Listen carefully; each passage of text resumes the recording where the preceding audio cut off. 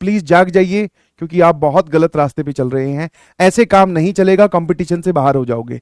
डरा नहीं रहा हूं, हकीकत जो है वो बता रहा हूं भाई, ठीक है। हाँ, कोई परवाह नहीं करेगा, ना तेरी ना तेरे रिजल्ट की, जब तक तू खुद परवाह नहीं करेगा। समझ में आया? है ना? तो अगर ये वाली चीज में लाए कर रहे हो, 50 से ही नंबर कम आए हैं टोटल स्कोर आपका AITS में, गए आप। मैं मैथ्स की बात नहीं कर रहा, मैं टोटल स्कोर की बात कर रहा हूं। एक जब से लिख रहा है -2 इन मैथ्स बताने वाली बात नहीं है भाई, समझ में आया? बताने वाली बात नहीं है। हाँ, तो अब आपको पेपर देकर पोस्ट पेपर, ठीक है, पोस्ट पेपर आपके पास में क्या क्या टास्क है। एक तो ईच क्वेश्चन का आप सॉल्यूशन बनाओ, मतलब हर एक सवाल का आपके पास में जवाब होना चाहिए कि ये क्वेश्चन कैसे सॉल्व होगा। दूसरा, अपनी एनालिसिस पे हमारी बात ऑलरेडी हो चुकी है कि मान लो मैथ्स की एनालिसिस करनी है तो आपने कितना टाइम दिया, कितने क्वेश्चन अटेम्प्ट किए, कितने उसमें से करेक्ट थे, कितने उसमें से इनकरेक्ट थे, कितने छोड़े, और कौन कौन से इजी क्वेश्चंस थे, कौन कौन से डिफिकल्ट, ये सब एनालिसिस आपके पास में होना चाहिए, ठीक है ना? तो जो आप लोग सोच रहे हैं ना कि अगले टेस्ट में आप इंप्रोवाइज कर पाओगे, तो इंप्रोवाइज तभी कर पाओगे जब आपके पास में हर क्वेश्चन का सॉल्यूशन हो, ठीक है। कि आपने पेपर दे लिया, कोई बात नहीं, अब जैसा भी हुआ, बट उसके बाद में आपको अब देखना पड़ेगा कि यार इस सवाल को पेपर में मैं क्या सोच रहा था और इसका सॉल्यूशन है क्या। तो इसका टेक्स्ट सॉल्यूशन भी मिलता है, वीडियो सॉल्यूशन भी आपको मिलता है, तो दोनों ही चीजों से आपको देखना है, ठीक है। और जिन्होंने पेपर नहीं दिया, मैं उनकी तो बात भी नहीं कर रहा, चाहे आपकी जिंदगी में कितना ही इंपॉर्टेंट काम क्यों ना हो। बिकॉज जब यही प्रिपरेशन स्टार्ट की जाती है तो कुछ चीजें आपसे डिमांड की जाती है, उसमें से एक होता है भैया ये वाला, सिंसियरिटी एंड योर एफर्ट्स। अब तुम्हारे एफर्ट इसी से काउंट होते हैं कि भाई पेपर आया तो पेपर देना था, ठीक है ना?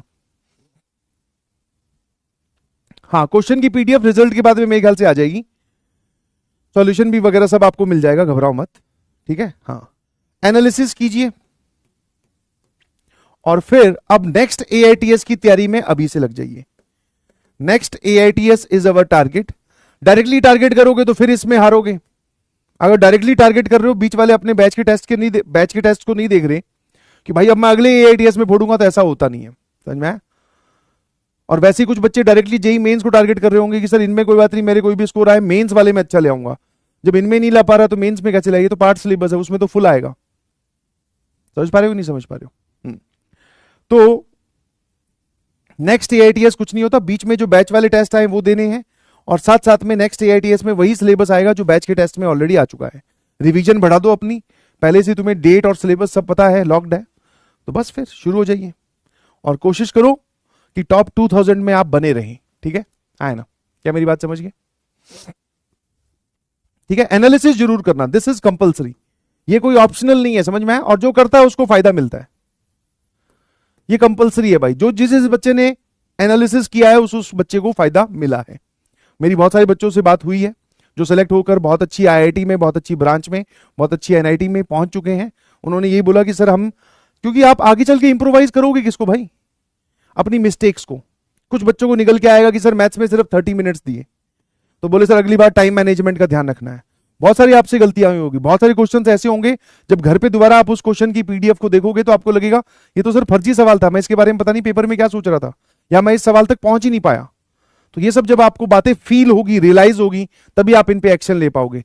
रियलाइज ही नहीं होगी तो फिर अगली बार भी तुम्हारा सेम ही हाल रहेगा, मैथ्स में 40 मिनट 35 मिनट या ऐसे इतना टाइम दोगे, और फिर ऐसे करते करते फाइनल एग्जाम में भी आप ऐसा ही करोगे, और जब ऐसा करोगे तो फिर रिजल्ट भाई अच्छा नहीं आएगा। समझ में आएगा नहीं समझ में? क्या मेरी बात समझ गए? हाँ, यहां से कोई भी डीमोटिवेशन लेने का जरूरत नहीं है। आपको धक्का लगा है, बहुत अच्छी बात है, आपको रियलाइजेशन हुआ है, बहुत अच्छी बात है, बट यहां से पिक इट योरसेल्फ, समझ में आया? वापस अपने आप को इकट्ठा करो।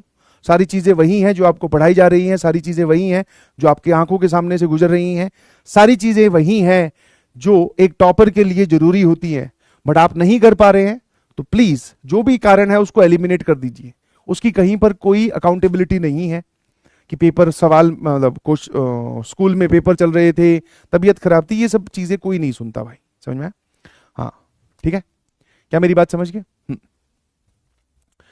तो एनालिसिस से आप डायरेक्टली इंप्रूव कर सकते हैं, और जो जो पेपर में नेक्स्ट AITS में सिलेबस आने वाला है उसकी टाइमली रिवीजन, टाइमली दबाकर प्रैक्टिस, ठीक है।